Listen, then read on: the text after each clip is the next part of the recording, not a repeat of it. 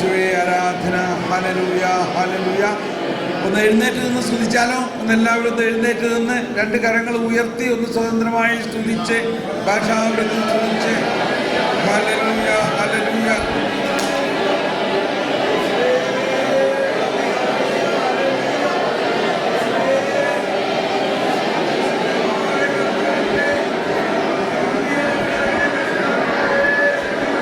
Praise the Lord. Hallelujah. നമുക്കിരിക്കാം.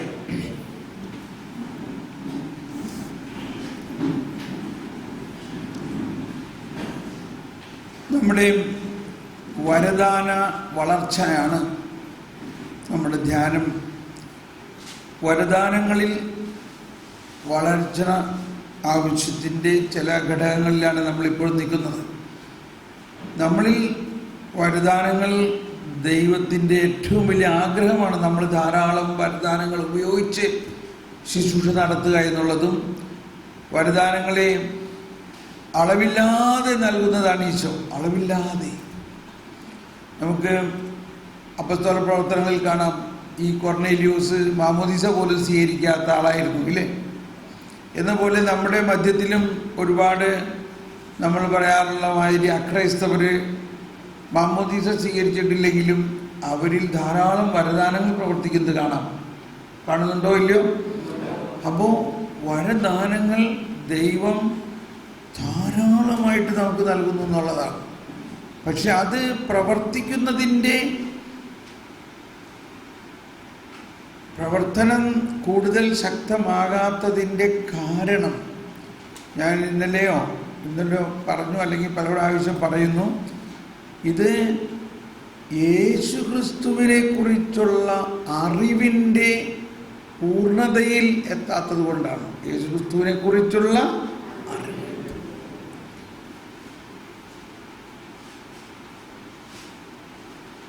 സാവധാനം നമ്മളതിങ്ങനെ ഓരോന്നോരോന്നായിട്ട് പഠിച്ചുകൊണ്ടിരിക്കുകയാണ്.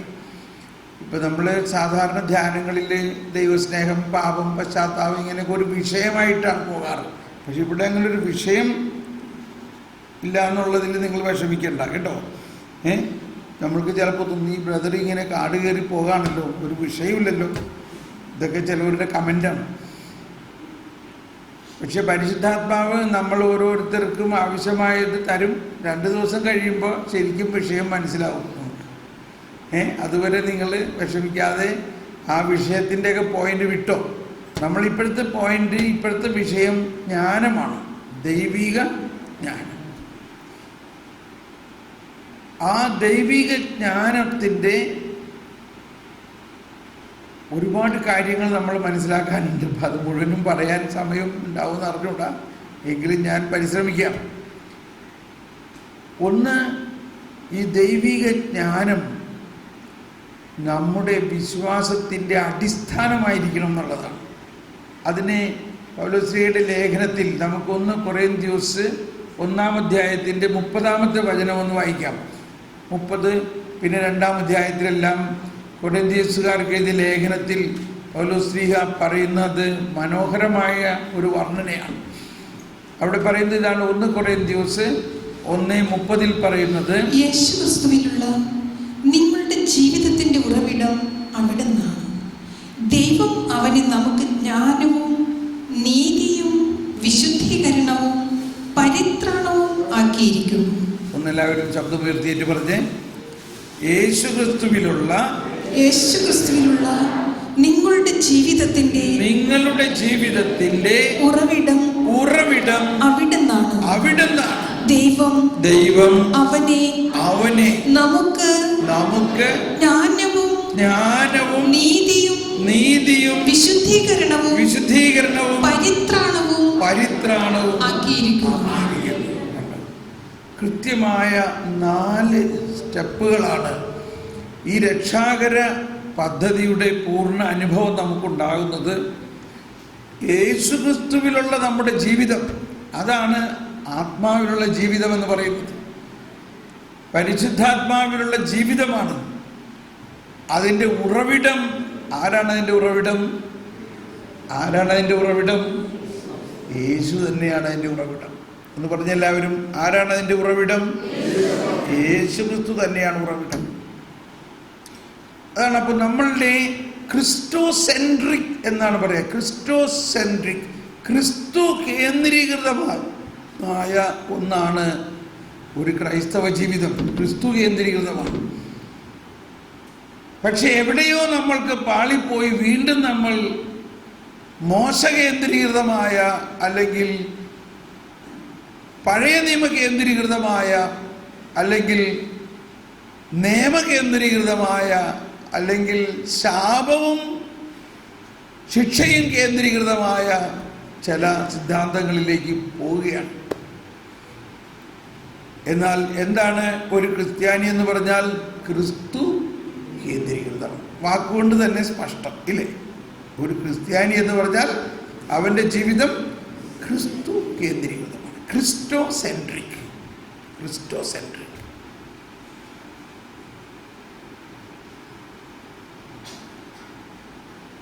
കാറ്റഗിസത്തിൽ 426 ഖണ്ഡികയിൽ പറയുന്നുണ്ട്, ക്രിസ്തീയത എന്നത് കുറേ നിയമങ്ങളോ ചട്ടങ്ങളോ ഫിലോസഫിയോ മിഥോളജിയോ ഒന്നുമല്ല. It is A person. ഒരു വ്യക്തിയുമായിട്ടുള്ള ബന്ധമാണത്. ആരാണ് ആ വ്യക്തി? ആരാണ് ആ വ്യക്തി? യേശു.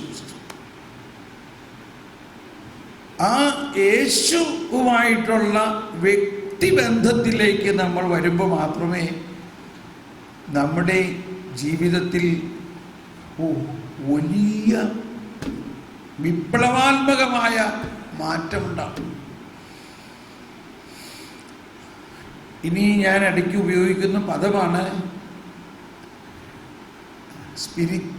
എന്താ? Life in the spirit. നമ്മൾ കേട്ട് പരിചയമുള്ള ആളല്ലേ? ലൈഫ് ഇൻ ദ സ്പിരിറ്റ്, ആത്മാവിലുള്ള ജീവിതം. അപ്പൊ ക്രിസ്റ്റോസെൻട്രിക്, ക്രിസ്തു കേന്ദ്രീകൃതമാണ് നമ്മുടെ ജീവിതമെങ്കിലും ക്രിസ്തു കേന്ദ്രീകൃതമായ ജീവിതം എന്ന് പറയുന്നത് തന്നെ ആത്മാവിലുള്ള ജീവിതമാണ്. ഈ ആത്മാവിലുള്ള ജീവിതം, ക്രിസ്തു കേന്ദ്രീകൃതമായ ജീവിതത്തിൻ്റെ തത്വമാണ് ഇവിടെ പൗലോസ്ലീഹ പറയുന്നത്. നമ്മുടെ ജീവിതത്തിൻ്റെ ഉറവിടം, ഞാൻ ആ ഉറവിടം എന്നുള്ളത് പറഞ്ഞില്ലേ, 7:37 പറഞ്ഞ് ജീവജലത്തിൻ്റെ അരുവി എന്നാണ് പറയണത്. അരുവി എന്ന് പറയുമ്പോൾ ഒരു ഉറവ എന്നുള്ള അർത്ഥം വരുന്നില്ല ഇല്ലേ? അത് ഉറവിടമാണ്, ഉറവയാണ്. ദൈവം തന്നെയാണ് നമ്മുടെ ഉറവിടം. ദൈവം തന്നെയാണ് നമ്മുടെ ഉറവിടം.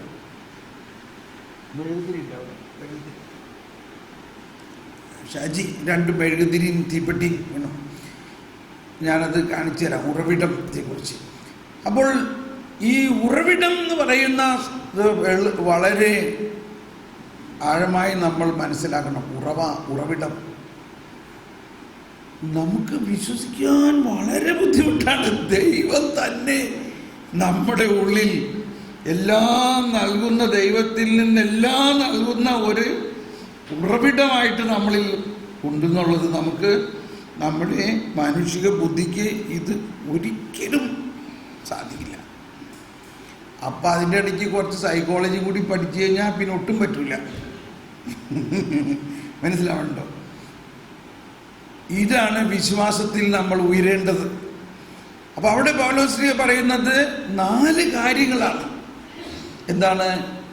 ദൈവം, ഒന്ന് ഉച്ചത്തിൽ പറഞ്ഞ്, ദൈവം അവനെ നമുക്കായി. എന്തൊക്കെയാണ്? എന്താ? നീ ഈ വിരൽ പൊക്കിയിട്ട് കൈ ഉയർത്തി.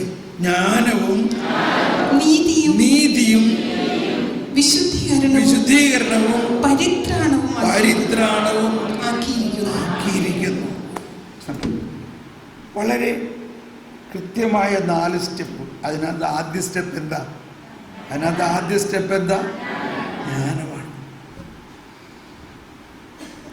ഇപ്പം ഞാൻ ആ സങ്കീർത്തനത്തിൽ പാടി മനസ്സിലാക്കിയില്ലേ, ഇത് കർത്താവിൻ്റെ പ്രവൃത്തിയാണ് എന്ന് പറഞ്ഞാൽ ഇത് മനുഷ്യൻ്റെ പ്രവൃത്തി അല്ല.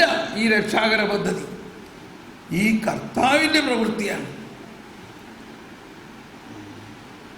ഒരു മിനിറ്റ്, എൻ്റെ ആ ക്യാമറ ബാഗ് എടുത്ത് അതിനകത്ത് വേറെ 2 മെഴുതിരി കാണുമെന്ന് തോന്നുന്നു. റെഡും വൈറ്റും. ഞാനത് മറന്നു. അപ്പോൾ ഇത് കർത്താവിൻ്റെ പ്രവൃത്തിയാണ്. ഇനിയോട്ട് ഞാൻ ഇത് നമ്മുടെ ദൃഷ്ടിയിൽ വിസ്മയാവഹമാണ്. നമ്മുടെ ദൃഷ്ടിയിൽ വിസ്മയം കൊണ്ട് നടക്കാണ്.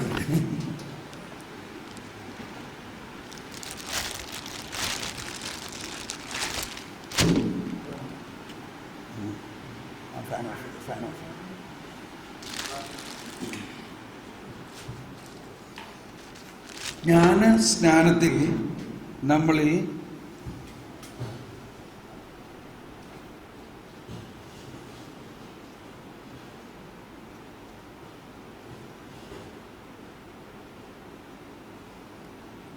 ജ്ഞാനസ്നാന സമയത്ത് അവരുടെ പള്ളിയിലുണ്ടായിരുന്ന ഉത്ഥാനത്തിൻ്റെ മെഴുതിരി ഉണ്ടല്ലോ, ഉയർപ്പിൻ്റെ മെഴുതിരി, ആൽഫ ഒമേഗ എന്നൊക്കെ എഴുതി വെച്ചേക്കുന്നു. അതിൽ നിന്നും അത് യേശുവാണ്. ആ യേശുവാകുന്ന മെഴുകുതിരിയിൽ നിന്നും ജ്ഞാനസ്നാനപ്പെടുന്ന കുഞ്ഞിൻ്റെ കയ്യിലേക്ക് വൈദികൻ ഇതാ ഈ മെഴുകുതിരി കത്തിച്ചു തന്നു. നമ്മൾക്കെല്ലാം കിട്ടിയിട്ടുണ്ടല്ലോ. ഈ മെഴുകുതിരി കത്തിച്ചു എന്നിട്ട് പറഞ്ഞു, നീ ലോകത്തിൻ്റെ പ്രകാശമാകുന്നു. മനസ്സിലായോ? നീ ആരാണ്? ഈശോ പറഞ്ഞു, ഞാൻ ലോകത്തിൻ്റെ പ്രകാശമാണെന്ന്. ആ പ്രകാശമാകുന്ന തിരിയിൽ നിന്നും മറ്റൊരു തിരി കൊളുത്തി നമുക്ക് തന്നു.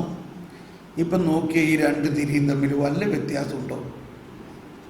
ഒന്ന് ശ്രദ്ധിച്ച് നോക്കുന്നുണ്ട്. ഈ രണ്ട് തിരിയും തമ്മിൽ പ്രകാശത്തിന് വല്ല വ്യത്യാസമുണ്ടോ? ഇനി ഈ വെളുത്ത മെഴുകുതിരി നമ്മളാണ്, ചുവന്ന മെഴുകുതിരി ഈശോ ആണ്. അതുകൊണ്ടാണ് ഞാനിത് രണ്ടും ഇങ്ങനെ കൊണ്ട് നടക്കണത്. ഇതിൽ ഈ മെഴുകുതിരിയിൽ നിന്നും തിരി കൊളുത്തിയപ്പോൾ ഇതിൽ നിന്നും പകുതി പ്രകാശമാണോ കിട്ടിയത്, മുഴുവനാണോ കിട്ടിയത്? ഇത് വളരെ വലിയൊരു ചിന്തയാണ് ഇപ്പോൾ ഞാൻ പറഞ്ഞു വരാൻ പോകുന്നത്. ശ്രദ്ധിക്കണം. ഉറങ്ങുന്നവരൊന്ന് കൈപൊക്കിയേ. ഓക്കെ. അപ്പോൾ ഈ ചുവന്ന മെഴുകുതിരിയിൽ നിന്നും പകുതി പ്രകാശം കൊടുക്കാൻ ദൈവത്തിന് സാധിക്കുമോ? അപ്പോൾ ദൈവത്തിനും അസാധ്യമായിട്ടുള്ള ഒന്നുണ്ട്. ദൈവത്തിന് അസാധ്യമായിട്ടുള്ളത് എന്താണ്? ദൈവത്തിന് പകുതി കൊടുക്കാൻ സാധിക്കില്ല എന്നുള്ളതാണ്. ഒന്ന് പറഞ്ഞ എല്ലാവരും, ദൈവത്തിന് പകുതി കൊടുക്കാൻ സാധിക്കില്ല. ഇതാണ് ദൈവത്തിൻ്റെ ഒരു പ്രത്യേകത. അതുകൊണ്ടാണ് ദൈവത്തെ അനന്തൻ എന്ന് പറയുന്നത്, ഇൻഫിനിറ്റ് എന്ന് പറയുന്നത്. നമ്മൾ പണ്ട് മാത്തമാറ്റിക്സിലൊക്കെ പഠിച്ചിട്ടുണ്ട്, infinite divided by anything equal to infinite. അതായത് ഇൻഫിനിറ്റിനെ 10 കൊണ്ട് ഹരിക്കുകയാണെങ്കിൽ എന്ത് കിട്ടും? ഇൻഫിനിറ്റ്. ഇൻഫിനിറ്റിനെ 1000 കൊണ്ട് ഹരിക്കുകയാണെങ്കിൽ എന്ത് കിട്ടും? ഇൻഫിനിറ്റ്. അതായത് ഇൻഫിനിറ്റ് ആയ ദൈവത്തിൽ നിന്നും ഒരു ഓഹരി, ഒരംശം കിട്ടിയാലും അതെന്തായിരിക്കും? അത് ഇൻഫിനിറ്റാണ്. അത് ഇൻഫിനിറ്റാണ്. അങ്ങനെ ദൈവം ഇൻഫിനിറ്റായ ആ പ്രകാശത്തിൽ നിന്നും നമ്മൾക്ക് കൊളുത്തി തന്നിരിക്കുന്നത് ഇൻഫിനിറ്റാണ്. അങ്ങനെയാണ് നമ്മളിൽ ഈ ഉറവ തന്നെ വന്നിരിക്കുന്നത്. ഇപ്പൊ നമ്മളിൽ എന്ത് വന്നിരിക്കുന്നു? ഉറവ തന്നെ.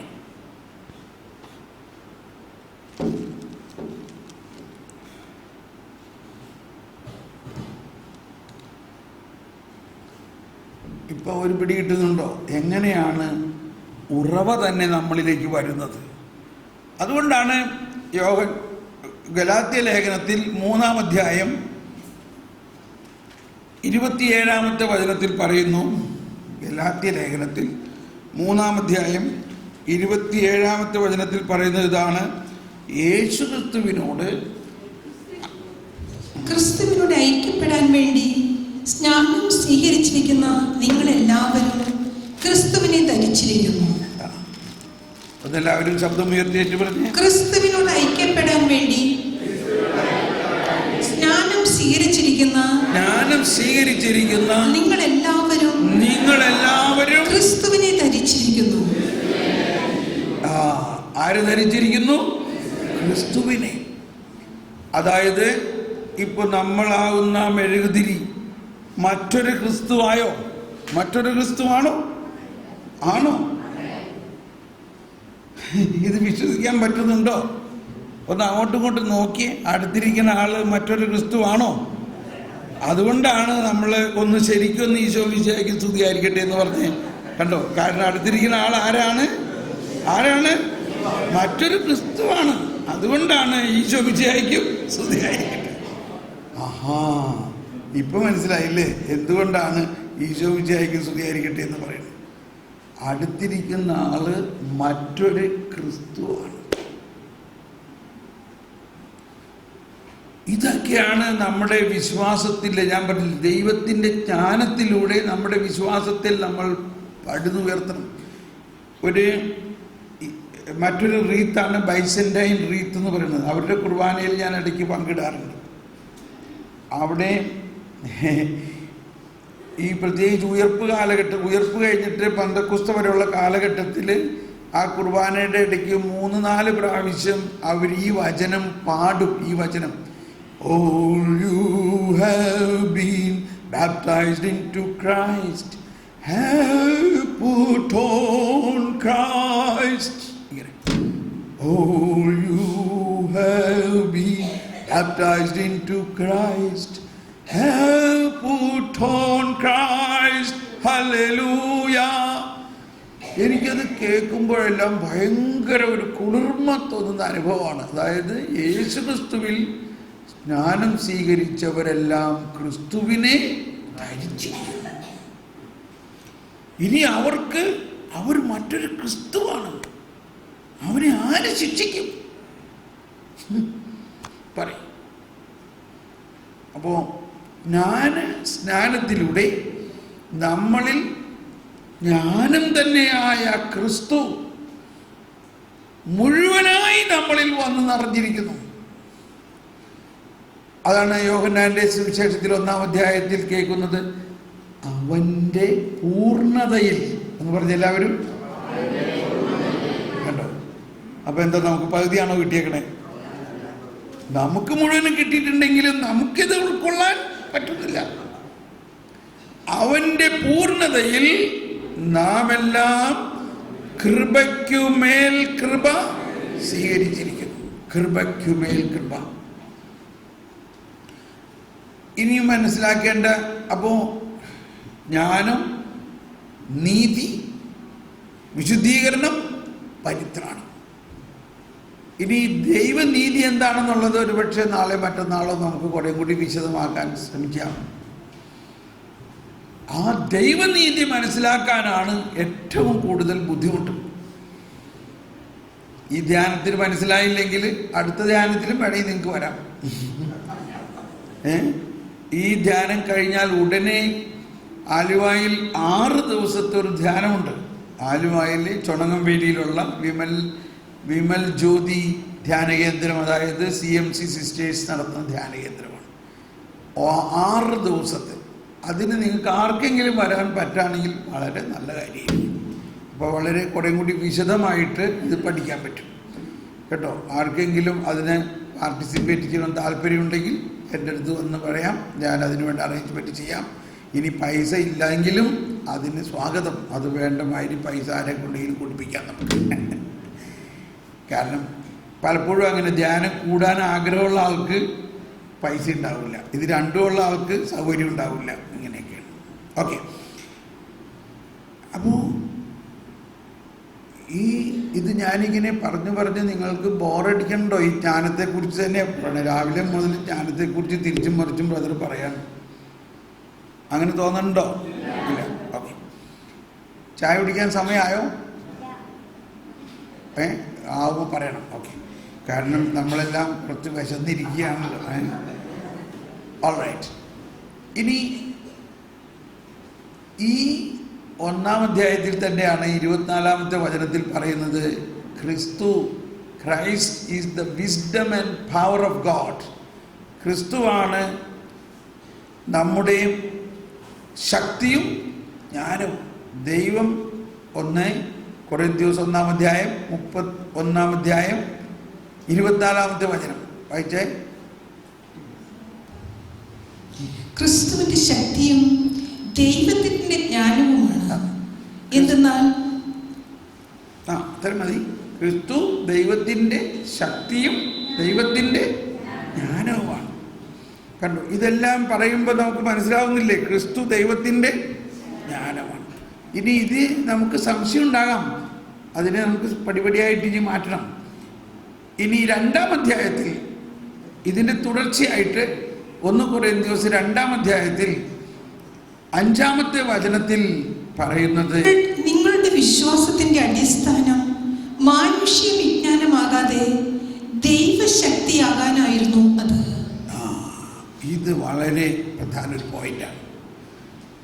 നമ്മുടെ വിശ്വാസത്തിൻ്റെ അടിസ്ഥാനം എന്തായിരിക്കരുത്? മാനുഷിക വിജ്ഞാനമാകരുത്. നമ്മുടെ വിശ്വാസത്തിൻ്റെ അടിസ്ഥാനം ദൈവിക ശക്തിയായിരിക്കണം. ഇപ്പോൾ ഇത് കുറേ വിശദീകരണം ആവശ്യമുണ്ട്. നമ്മുടെ വിശ്വാസത്തിൻ്റെ അടിസ്ഥാനം വാസ്തവത്തിൽ ഇപ്പം നമ്മൾ അധികം നാളൊന്നും ആയിട്ടില്ല, ബൈബിളൊക്കെ വായിക്കാൻ തുടങ്ങിയിട്ടില്ലേ? ആണോ? ഒരു 19 വർഷം മുമ്പ് വരെ ബൈബിൾ ആരുടെയും വീട്ടിലുണ്ടായിരുന്നില്ല എന്ന് തന്നെ പറയാം. അപ്പോൾ വാസ്തവത്തിൽ 12,000 വർഷമായിട്ട് ഇതിങ്ങനെ വളർന്നു വരുന്നേ ഉള്ളൂ. ഇപ്പം എല്ലാവരുടെ കയ്യിലും ബൈബിളായി. ഇനി അതെങ്ങനെ വ്യാഖ്യാനിക്കണമെന്നും പഠിക്കണം. അപ്പോൾ അതിൻ്റെ ഇടയിൽ ഒരുപാട് പേര് പറയുന്നത് നമ്മളിങ്ങനെ കേൾക്കുകയാണ്, മാനുഷിക വിജ്ഞാനം. അതെന്താണത്? ഉണ്ടോ? നിങ്ങളുടെ വിശ്വാസത്തിൻ്റെ അടിസ്ഥാനം മാനുഷിക വിജ്ഞാനമാകാതെ ദൈവിക ശക്തിയായിരുന്നു. ഇത് പൗലോസ്ലീഹ പറയുമ്പോഴെല്ലാം ഈ ഫരിസേയരുടെയും നിയമജ്ഞരുടെയും ഒരു വശമാണ് പറയുന്നത്, മറുവശം ക്രിസ്തീയ ആധ്യാത്മികം. ഇതാണ് പൗലോസ്ലീഹയുടെ ലേഖനത്തിലെ 2 ആശയം. എന്നാൽ നമ്മളെ സംബന്ധിച്ച് നമ്മൾ യഹൂദരും ഫരിസേയരും അല്ലെങ്കിലും പറയണതൊക്കെ ഏതാണ്ട് അവരെ പോലെയൊക്കെ തന്നെയാണ്. ഇനി അതിൻ്റെ കൂട്ടത്തിൽ വേറെയും കുറേ കാര്യങ്ങൾ, ഇപ്പോൾ നമ്മുടെ ഭാരതത്തിൻ്റെ സംസ്കാരവും അല്ലെങ്കിൽ നമ്മുടെ മനസ്സിൽ മനുഷ്യന് തോന്നുന്നതൊക്കെ പറയും. ഒരു നിലവിളക്ക് കണ്ടാൽ പറയുന്നത് അതിപ്പോൾ നോക്കരുത്, അത് പിശാചാണ്, അത് ഇപ്പം നോക്കിയിരുന്നാൽ നിൻ്റെ അഭിഷേകമൊക്കെ പോവും, ഇങ്ങനെ പറയണ കണ്ടിട്ടില്ലേ? ഇനിയിപ്പോൾ ഞാൻ ചില കാര്യം പറയണത് നിങ്ങളാരെയും കണ്ടിട്ടോ കുറ്റപ്പെടുത്താനോ അല്ലട്ടോ. ഞാൻ ചില കാര്യം പറയണത് ഇതിൽ നിന്ന് നമ്മൾ വളരണോ വേണ്ടയോ? അതുകൊണ്ട് ഞാൻ പേടിച്ചിട്ടാണ് പറയണേ. ഇപ്പം ഞാൻ ചില സമയത്ത് പള്ളിയിലേക്ക് കാണാറുണ്ട്, കുർബാന കഴിഞ്ഞ് പോവുകയാണ് കേട്ടോ. കുർബാന കഴിഞ്ഞ് പോണ നേരത്ത് ആ നിലവിളക്കിലെ എണ്ണയമ്മ ഇത്തിരി തൊട്ട് തലയിൽ കുരിച്ചു വെച്ചോണ്ട് പോകും. ഇതിവിടെ വിശുദ്ധ കുർബാന സ്വീകരിച്ചു കഴിഞ്ഞ ആളാണ്. അപ്പം എന്തർത്ഥത്തിലാണ് വിശുദ്ധ കുർബാന സ്വീകരിച്ചു കഴിഞ്ഞ ആള് പിന്നെ ആ നിലവിളക്കിലെ എണ്ണയെന്ന് ഇത്തിരി തൊട്ട് ഒന്ന് കുരിശു വരച്ചുകൊണ്ട് പോണതിൻ്റെ അർത്ഥം? ഒരാശയമാണ്, മനസ്സിലാവുന്നുണ്ടോ? ഈ വിശുദ്ധ കുർബാനയാണോ വലുത് അതോ ഈ നിലവിളക്കിലെ എണ്ണയോ? അപ്പോൾ ഒരു ചെറിയ ആശയം ഞാൻ പറയണതാണ്. ഞാനും പണ്ടെല്ലാം പ്രാർത്ഥിക്കുമായിരുന്നു, തിരുരക്തം കൊണ്ട് എന്നെ സംരക്ഷിക്കണേ, അങ്ങയുടെ തിരുരക്തം തെളിച്ച് എന്നെ സംരക്ഷിക്കണേ എന്നൊക്കെ. അപ്പോൾ കുറച്ച് ദിവസം അങ്ങനെയൊക്കെ പ്രാർത്ഥിച്ചു. കർത്താവ് പറഞ്ഞു, നീ തിരുരക്തം, എൻ്റെ ശരീരവും രക്തവും നീ പാനം ചെയ്യും, ഭക്ഷിക്കുകയല്ലേ, പിന്നെ ഞാൻ അതിൻ്റെ മീത് തെളിക്കേണ്ട എന്താ ആവശ്യം? ശരിയാണല്ലോ. ഈശോ എവിടെയെങ്കിലും പറഞ്ഞിട്ടുണ്ടോ തിരുരക്തം തെളിക്കാൻ? ഈശോ പറഞ്ഞേക്കുന്നത് ഇതെൻ്റെ രക്തമാകുന്നു, ഇത് നിങ്ങൾ പാനം ചെയ്യുവിൻ എന്ന് പറയുന്നതിൻ്റെ എല്ലാ അർത്ഥം എന്നെ തന്നെ നിനക്ക് ഞാൻ തരുന്നു, ഇനി ഇതിൽ കൂടുതൽ എന്ത് സംരക്ഷണം വേണ്ടത്? അപ്പൊ പഴയ നിയമത്തിലെ ആട്ടുകുഞ്ഞുങ്ങളുടെ രക്തം ഹിസ്സോപ്പ് വടി കൊണ്ട് തെളിക്കുന്ന അതാണ്. അപ്പൊ ആ ഒരു തെളിക്കണ ആ വചനം വെച്ചുകൊണ്ടാണ് പലരും തെളിക്കണേന്ന് പറയുന്നത്. പ്രത്യേകിച്ച് പ്രൊട്ടസ്റ്റന്റുകാർക്കാണെങ്കിൽ ഇങ്ങനെ വിശുദ്ധ കുർബാനയിൽ യേശുവിനെ ഇതുപോലെ സ്വീകരിക്കുന്ന ഒന്നില്ല അവർക്ക്. അപ്പോൾ ഇതിപ്പോൾ പറയുമ്പോൾ ഭയങ്കര പ്രശ്നമാവും ഇപ്പോൾ ഇല്ലേ? എല്ലാവരും ഇത് വലിയ പ്രാർത്ഥന, തിരുരക്ത കോട്ട കെട്ടണേ, തിരുരക്ത കടലിൽ എറിയണേ, ഇതൊക്കെ എന്താർത്ഥത്തിലാണ് നമ്മൾ പ്രാർത്ഥിക്കുന്നത്? എനിക്ക് ചിലപ്പോൾ തോന്നാറുണ്ട്, ഈ കർത്താവ് സങ്കീർത്തനത്തിൽ പറയുന്നത് സ്വർഗത്തിലിരുന്ന് ചിരിക്കുകയാണ് നമ്മളെ നോക്കിയിട്ടെന്ന്. എന്തിനാ നമ്മൾ നോക്കി ചിരിക്കണേ? നമ്മൾ ചെയ്യണ ഈ വിഡ്ഢിത്തരങ്ങളെ കണ്ടിട്ട് എന്ന് പറഞ്ഞാൽ ചായ കുടിക്കാൻ സമയമായി, ഉടനെ വിടാം. അയ്യോ ശ്രദ്ധിക്കണം, ഇതൊന്ന് പറഞ്ഞു കഴിഞ്ഞോട്ടെ. ഇപ്പോൾ നമ്മളുടെ അടിസ്ഥാനം, വിശ്വാസത്തിൻ്റെ അടിസ്ഥാനം ഈ കർത്താവീശോ മിശിഹ നമ്മളിൽ ഉണ്ട് എന്നാണ്. വിശ്വസിക്കുന്നുവോ? ഉണ്ടോ? ഉണ്ടോ? ഒന്ന് ഉച്ചത്തിൽ പറഞ്ഞേ, ഉണ്ടോ? കർത്താവീശോ മിശിഹ നിങ്ങളിൽ വസിക്കുന്നുണ്ടോ? അപ്പൊ പിന്നെ എന്തിനാണ് വേറൊരു സംരക്ഷണത്തിന്റെ ആവശ്യം?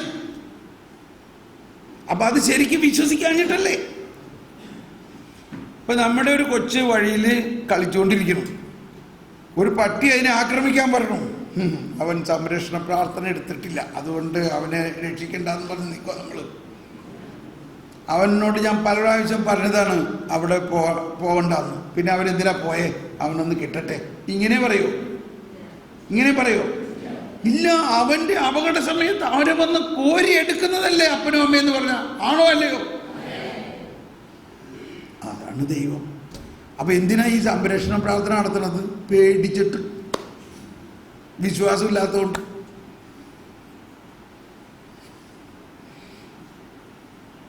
വിശ്വസിക്കുകയാണെങ്കിൽ, കർത്താവേ ഞാൻ നിന്റേതാണ്, നീ എന്നെ എന്തിനു സൃഷ്ടിച്ചു? എന്തിനു സൃഷ്ടിച്ചു? നിനക്ക് വേണ്ടി സൃഷ്ടിച്ചു. ഞാൻ നിനക്ക് വേണ്ടി, നീ എന്നിലുണ്ട്.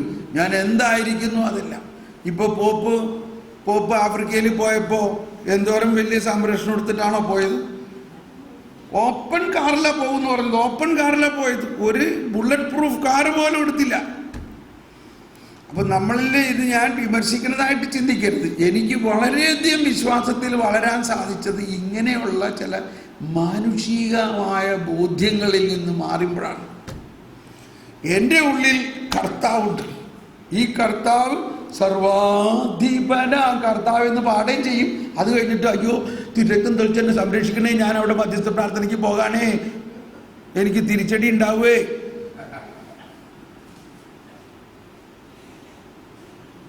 ക്ലിയർ ആയോ?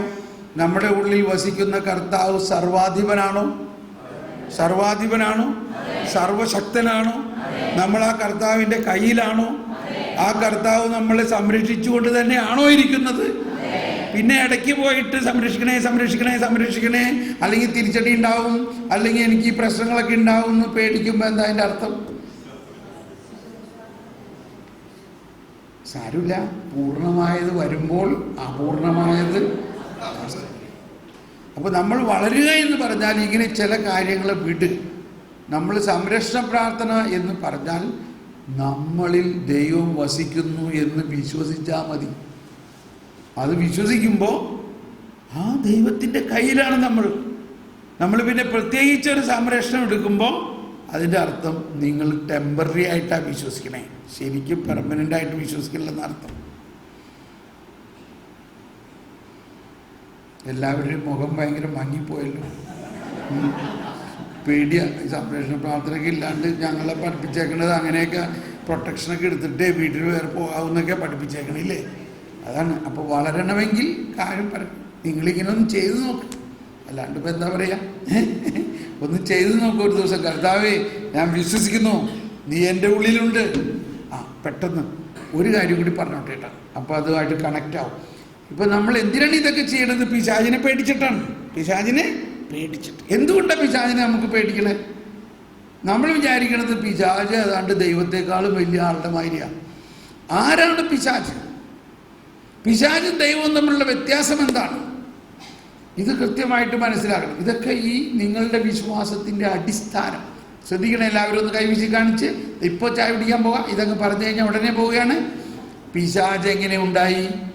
മാലാഖമാരുടെ പതനത്തിൽ നിന്നാണ് പിശാച് ഉണ്ടായത്. മാലാഖമാരാരായിരുന്നു? ദൈവത്തിൻ്റെ സൃഷ്ടിയായിരുന്നു. അപ്പോൾ ദൈവത്തിൻ്റെ സൃഷ്ടിയായിരുന്ന മാലാഖമാർ പതനം സംഭവിച്ചപ്പോൾ പിശാചായപ്പോഴും അവരാരാ? അവർ സൃഷ്ടി തന്നെയല്ലേ? ദൈവമോ സൃഷ്ടാവ്. മനസ്സിലായോ? ദൈവം സൃഷ്ടാവും മാലാഖയും മാലാഖയുടെ പതനത്തിലൂടെ ഉണ്ടായ പിശാചും സൃഷ്ടിയാണ്. സൃഷ്ടി. അപ്പോൾ സൃഷ്ടി എന്നുള്ള നിലയിൽ അതിൻ്റെ ശക്തിയുണ്ട്, എന്നാൽ ശക്തി പരിമിതമാണ്. സൃഷ്ടാവ് എന്നുള്ള നിലയിൽ ദൈവത്തിൻ്റെ ശക്തി അനന്തമാണ്. ഇതാണ് വ്യത്യാസം. ഇനി ആ പിശാചിനെ പേടിക്കേണ്ട ആവശ്യമുണ്ടോ? അപ്പോൾ പിശാച് ഉണ്ട്, എന്നാൽ പിശാച് ദൈവമറിയാതെ ഒന്നും ചെയ്യാൻ പറ്റില്ല. പിശാച് ദൈവത്തിൻ്റെ സകല സൃഷ്ടിയും ദൈവത്തിൻ്റെ കാൽ കീഴിലാണ്. മനസ്സിലാവുന്നുണ്ടോ? സകല സൃഷ്ടിയും ദൈവത്തിൻ്റെ പാദപീഠത്തിന് താഴെയാണ്. ദൈവം ഈസ് ദ ലോർഡ്. ദൈവം എല്ലാത്തിലും ഉപരിയാണ്, സർവാധിപനാണ്. ദൈവം അനുവദിക്കാതെ പിശാചൊന്നും ചെയ്യാൻ പറ്റില്ല. പക്ഷെ ദൈവം അനുവദിക്കുന്നത് എന്തുകൊണ്ട്, അത് നമുക്ക് പിന്നെ കേൾക്കാം. ഇപ്പോൾ വേഗം പോയി ചായ കുടിച്ച് ഭക്ഷണം. ഇപ്പോൾ 1 മണിക്കൂർ ഇൻ്റർവെൽ ഉണ്ടല്ലേ? ഇപ്പോൾ 1 മണിക്കൂർ ഇൻ്റർവെല്ലാണ്. ചായ കുടിക്കുക മാത്രമല്ല കുളിക്കാനും ഒക്കെ ഉള്ള സമയമാണിപ്പോൾ. അപ്പോൾ എങ്ങനെ ഇരുന്നാലും 1 മണിക്കൂർ 45 മിനിറ്റായി വെട്ടി കുറച്ച് 5 മണിക്കല്ല